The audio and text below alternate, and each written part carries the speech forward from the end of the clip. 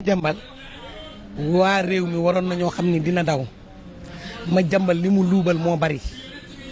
te Madiambal du nitu dëgg depuis Ablaye Wade ba tey Madiambal fépp fu mu dugg faux dossier la fa duggee Madiambal kanamam boo ko xoolee man Madiambal kanamam laa xool ci télé bi yàlla moo ma tiim sama dëgg laa man leen kii kanam fenkat la yore kanam gi ngay xool nga xam ne Madiambal lu mu wax du dëgg ñoom seen wax yëpp xam nga lu ñu doon def di manipuler population pour ñu jóg jàppale leen ne ñii nguur gi da leen a bëgg a tëj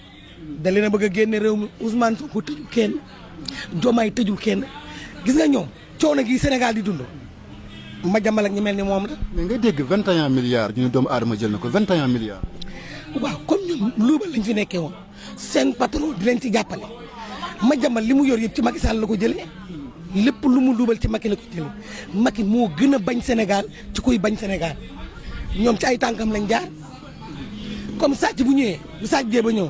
nga ne ko sedd ma doo ko mës a jàpp. Me Bamba Cissé dóor bu baax a baax ci table ji dàq na ministre directeur u DIC dàq directeur u commissaire bi nekkoon ay aéroport international bi la jàng yàgg ñu gis loolu ci yoon bu Sénégal maanaam nit def dara nga dàq ko loolu dëppoo naa yoon ko yow. waaw man dàq bi sax est-ce que Madiambal buñ ko tegaloon këyit gu leer aéroport gars yi duñ ko téye. ndax man dem naa France 2023 Madiambal bu ñu ko tegaloon kayit te bala ngaa jàll dinañ la vérifier Madiambal fan la jaar ba dem suñu frontières yi moom amul sécurité lu leer laa ne suñu frontières yi dem naa Mali dem naa Mauritanie dem naa Gambie dem naa Maroc dem naa France suñu frontière amul sécurité. tiitaange la gu rëy sax. suñu frontière yi amul sécurité nga xam ne bu amee sécurité am na dil ci suuf ndax en tant que Madiambal Sénégal gépp xam ko Madiambal jàll ba jéggi ba dem dugg Gambie ba jël fa vol ba dem Maroc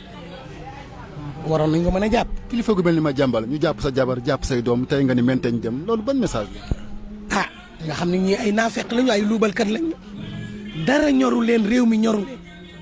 gis nga Sénégal gii ñun waa Pastef dong la réew mi ñor.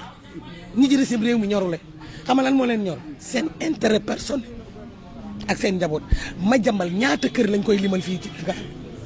ñaata kër seen yuux yi ñu doon yuux yëpp di former ay parti pour bëgg ñu ne jàpp nañu leader politique ban leader politique kenn topp leen nañu xam lool de nañu xam ni kenn topp leen xam nga kañ la ñuy xam ni kenn topp leen yàlla ñu yàlla yóbbu ba 2029. lancé nañ ko mandat d'arrêt lu jaadu la. moom ak ñëpp sax. Duudu ka fan lay jaar Guinée Bissau daw nañ ko lijjanti moom tamit Mame Mbaye Niang ba muy tàcc di fecc di jibile anamu baat bi ñu daaj ba mu demee seen kër di salsa anamu waxatul gis nga fii bu kenn sonn lu waay rendi sa loxo lay naaj lu waay rendi sa loxo lay naaj gis nga ñun sénégalais yii ñun ñi bëgg Sénégal te ñun fii la ñu juddoo màggee fi bëgg réew mi te ñoo i fighting ba nëgë ni maa ngi nii damay xew bi sama place bi toog fii di xaar sama wecc mais ñoom naka la ñuy mën a nekk ci réew mi lii yëpp kenn tooñuñu Ablaye Wade moo ñu tooñ moo ñu proposé Macky Sall te man Macky Sall grâce à Khalifa Sall moo taxoon ma voté ko ba mu ñëwee fii yëkkati loxo Khalifa Sall c'est un meilleur maire Khalifa Sall jàppale ko nag caisse d'avance bi mu tëjee Khalifa Sall ci la ko jàppale woon ci deuxième campagne ba fii la ma fekk gis nga réew mi. ñii di politique ñii ñëpp fi Ablaye ñi fi Senghor bàyyi woon Ablaye Wade ba leen fi Macky ñëw jël leen ba leen fi kenn bëggu ci réew mi kenn bëggu ci réew mi xam nga lan moo leen intéressé seen bopp ak seen njaboot kese intérêt personnel ñun ñoo ngi nii mënuñoo fexe ba denc 500000 yu ñu moom ñun mënuñoo denc téeméeri junni yu ñu moom mënuñu koo denc da ngay nekk di jaay da ngay toll moment boo xam ne sa fournisseur bi la joxul doo jaay. doo jaay ñoom nag ñu tëdd si milliards yi souffrir gii ñuy daj yëpp grâce à Macky Sall ak Ablaye Wade